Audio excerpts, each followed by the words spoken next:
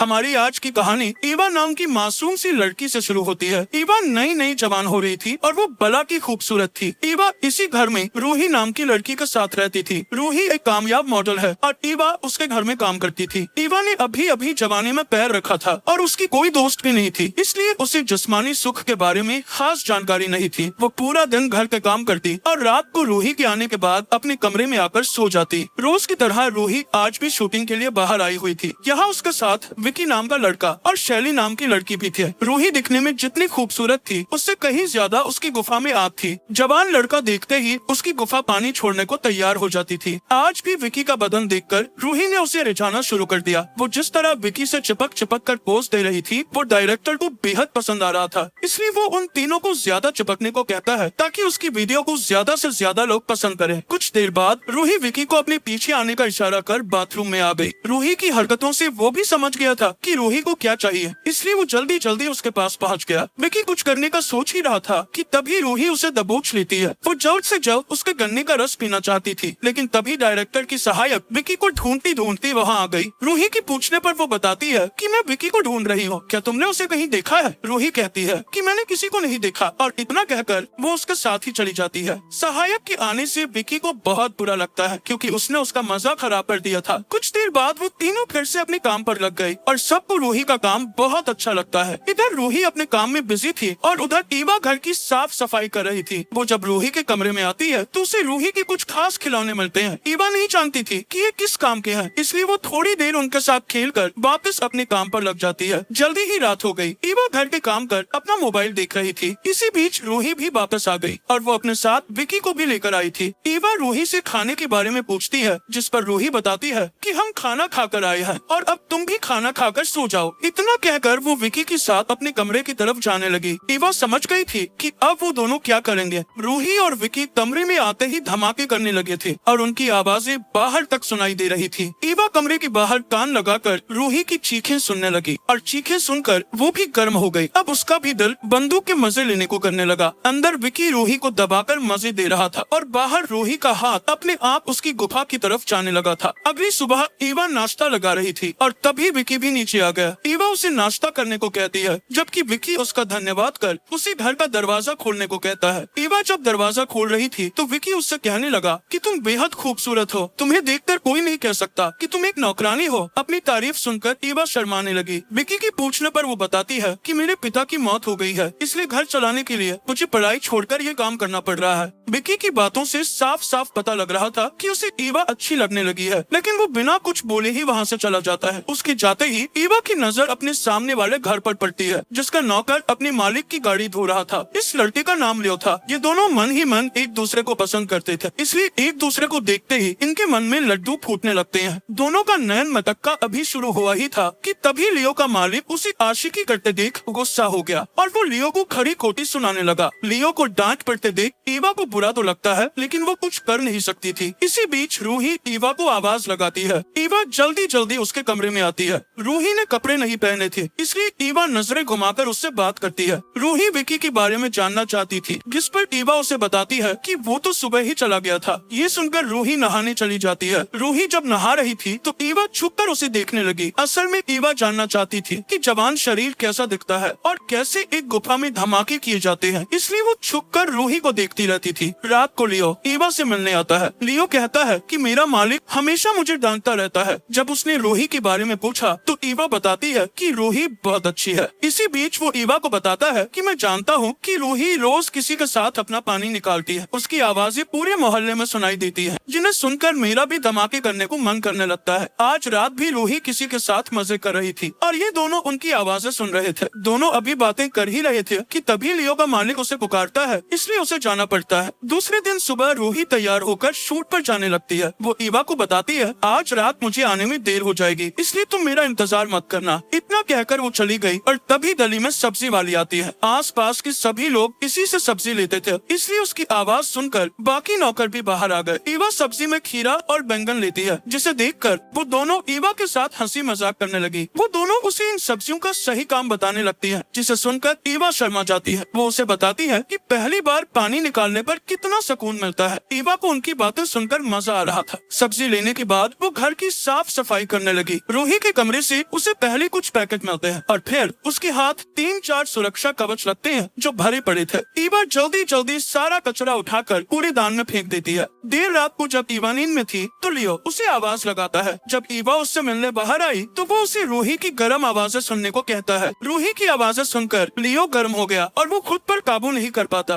वो ईवा को भी गर्म करने की कोशिश करता है, लेकिन जल्दी ही ईवा उसे रोक देती है और उसे वापस जाने को कह देती है। उसे थोड़ा बुरा तो जरूर लगता है, लेकिन वो ईवा से प्यार करता था, इसलिए वो चुपचाप वहाँ से चला जाता है। इसके बाद ईवा अपने कमरे में आ गई। भले ही उसने लियो को भगा दिया था, लेकिन उसकी हरकत ने ईवा के बदन में आग लगा दी थी। दिन में उसने जो सब्जी ली थी अब वो उसका इस्तेमाल करने लगती है। देखते ही देखते उसने लियो को याद करते करते अपनी गर्मी शांत कर ली। सुबह जब ईवा रूही को जगाने उसके कमरे में आई तो उसे रूही के कमरे में शैली दिखती है। मतलब रात को रूही किसी लड़के के साथ नहीं बल्कि शैली के साथ मजे कर रही थी। ईवा नाश्ते के लिए कहकर दरवाजा बंद कर देती है और फिर उन दोनों की आवाजें सुनने लगती है। रूही को शैली के साथ देखकर ईवा समझ गई कि रूही को लड़के लड़कियां दोनों ही पसंद है। कुछ देर आवाजें सुनने के बाद वो नीचे आकर नाश्ता करने लगी, जबकि रूही और शैली की गर्म आवाजें पूरे घर में गूंज रही थी। थोड़ी देर बाद जब वो दोनों चली गयी तो लियो ईवा से मिलने आता है। वो ईवा से कल रात के लिए माफी मांगने आया था। वो कहता है कि रूही की आवाजें सुनकर मैं बहक गया था, लेकिन अब से मैं ध्यान रखूंगा। ये सुनकर ईवा उसे माफ कर देती है। आज रात फिर से ईवा लियो से मिलती है। वो उसे बताता है कि मैं तुमसे बहुत प्यार करता हूँ। ये सुनकर ईवा भी कह देती है कि मुझे भी तुम बहुत अच्छे लगते हो। दोनों अभी बातें कर ही रहे थे कि तभी ईवा को रूही के आने की आहट सुनाई देती है, इसलिए वो लियो को जाने के लिए कहने लगी।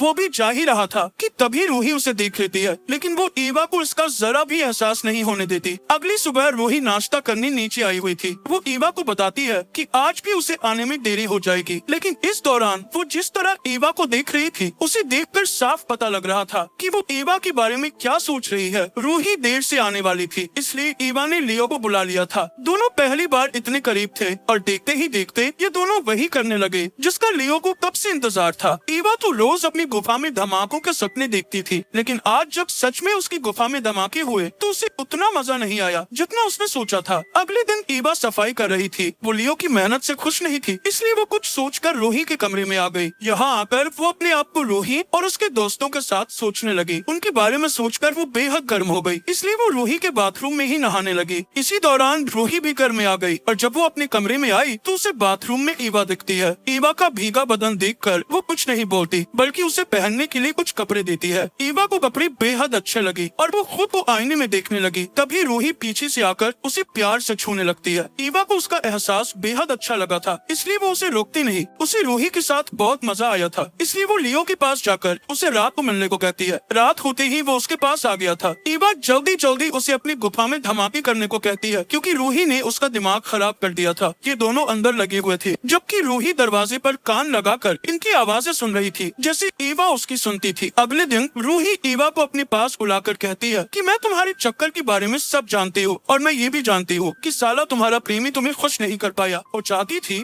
कि आज रात वो ईवा और उसके प्रेमी के साथ पानी निकाले। पहले तो ईवा मना करती है, लेकिन फिर रूही के मनाने पर वो मान गई। रात होते ही उसने लियो को बुला लिया। पहले तो वो खुद उसके साथ शुरू होती है और फिर रूही उनके पास आ गई। रूही को देखकर वो समझ गया कि यहाँ क्या होने वाला है। वो रूही और ईवा पर बेहद गुस्सा करता है। उसका दिल तो कर रहा था कि वो कमीने रूही को खेतों में भगा भगा कर गोली मारकर मारते, लेकिन वो खुद पर काबू रखता है। वो ईवा को बताता है कि मैं तुमसे बहुत प्यार करता हूँ, लेकिन मैं ये सब नहीं कर सकता। ईवा उससे माफी मांगती है, मगर वो गुस्सा होकर चला गया। कुछ दिनों बाद ईवा रूही के साथ बाहर आई हुई थी, तभी वहाँ लियो आता है। असल में रूही को अपनी गलती का एहसास हो गया था और उसने लियो से माफी भी मांग ली थी। कहानी के आखिर में ईवा को उसका प्यार मिल जाता है और इसी के साथ इस कहानी का यही अंत हो जाता है। हमारी वीडियो देखने के लिए बहुत बहुत धन्यवाद। अगर आप ऐसी ही वीडियोस के दीवाने हैं तो प्लीज मेरे चैनल को जरूर सब्सक्राइब करें। मिलते हैं अगली वीडियो में, तब तक के लिए नमस्कार।